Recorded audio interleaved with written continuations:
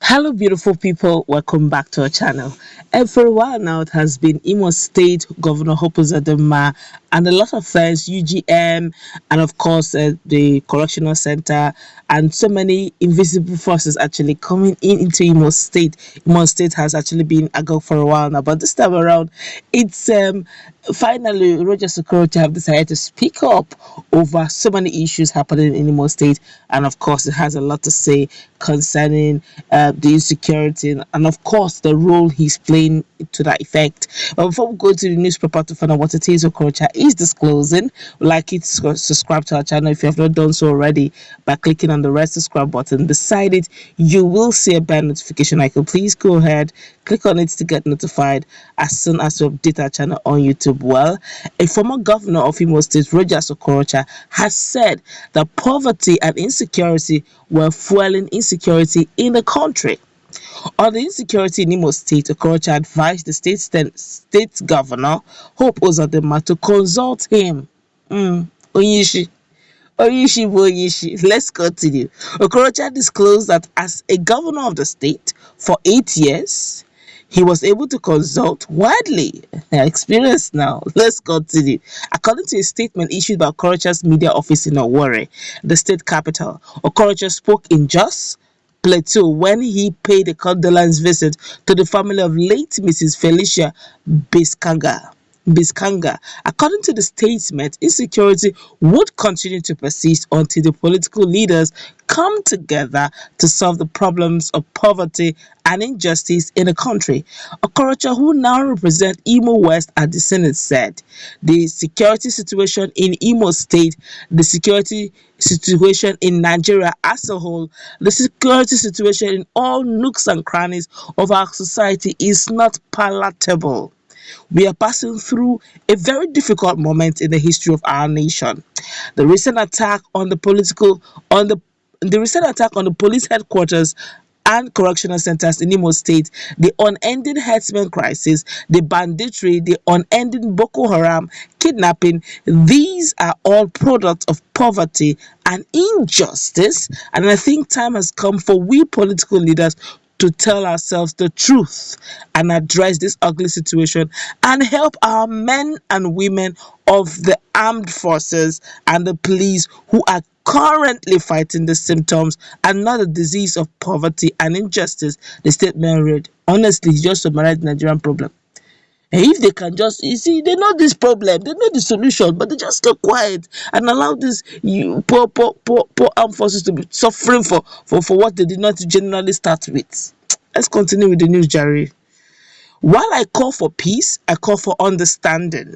We have a duty as leaders to correct these ugly issues of injustices and poverty which is ravaging the country. During my time as a governor, Imo State was very peaceful and these security issues, agitations were on. Even IPOB, that's the indigenous people of Biafra, seem to have been very strong during my own time.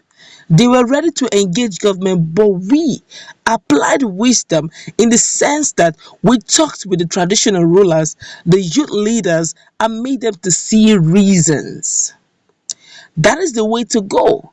Engaging them with issues, but this idea of bringing in Air Force, Army, as a first measure, whoever is saying politicians are involved is trying to politicize the whole thing. I don't think that any sane politician will go and ask youths to shoot at the police headquarters and all that, he added. Okorocha said, my message to him, Uzodinma, is that he should face the challenge of leadership and consultation at this time. Is very important because if the governor consulted me and said, how did you handle IPOB during your time that there was peace in Imo State? How did you handle the issue of kidnapping? How did you handle the issue of agitators? I would have told him. During my time, we collected more than 100 AK-47 rifles from youth who came for exchange willingly just by talking to them. We must always understand that these children are our children.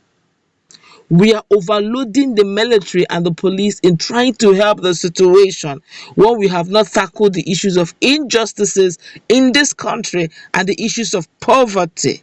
As long as this continue in the form and shape it is going on, and as long as young men wake up in the morning and there is no job and poverty is ravaging the system, there's little or nothing the armed forces can do, because it is a growing thing. The young men are coming out of schools, they are not getting jobs. We must address that. Honestly, Senator Rochas Okorocha, I never knew all these things they knew. But they would just be doing body and spirit and soul as if they did not know all these things, and they'll be using politics and use of English to be deceiving Nigerians. Honestly, this is just the crux of the matter. Injustice will come and they will tell, what can you do? Who is your father? They ask you, who are you? Who do you know? Who do you know? Who do you know? Who do you know in the government house? They look at you, this charlatan like you, this non-entity riffraff like you. Who do you know? Simply because probably you do not know anybody in the society, you do not know any governor, you do not know any senator, you don't know any politician, and for that reason they can just wake up and do anything they like. What engineered answers hashtag answers protest to go haywire. By the time people or victims of situations of police brutality came up and they remembered what they went through, their relative went through, they became more angered with the situation, they became more vexed, and the protest raged longer, simply because justice has been deferred. Victims have gone on and on. Some of them have cried out to God. Some of them are just, the way the system is so bad, maybe it is in heaven or in hell that justice will prevail. Some persons have decided, like this general slogan that's actually going on right now in Nigeria, it's all die na die. You understand? Some persons will tell you, if you talk true, you die. You don't talk true, you still die. So why not talk true and die for a good cause? If youth begin to use such slogans, that means they've had it up to their neck level and they can't take it anymore. When you push a desperate man to the wall and he has nowhere to run to, he will definitely bounce back and fight back. And that's probably the situation we have right now. There have been series and series of videos coming up where young men are beginning to demand, talk to, as in practically hold their chiefs, their monarchs, to ransom, not really because they want money, but they wanted them to spread an information that, look, if you do not provide this, you do not provide that, then by all means, when we come, we're going to do much more than this. Simply because those who are supposed to enforce law, look, this whole thing boils down to terrible leadership style. Very terrible leadership style. The people you have promised, and try to govern them, giving them good promises. You have gone in there and say, what can they do? And we are already untouchable. For that reason, you can do anyhow you like. This is what is bringing anarchy.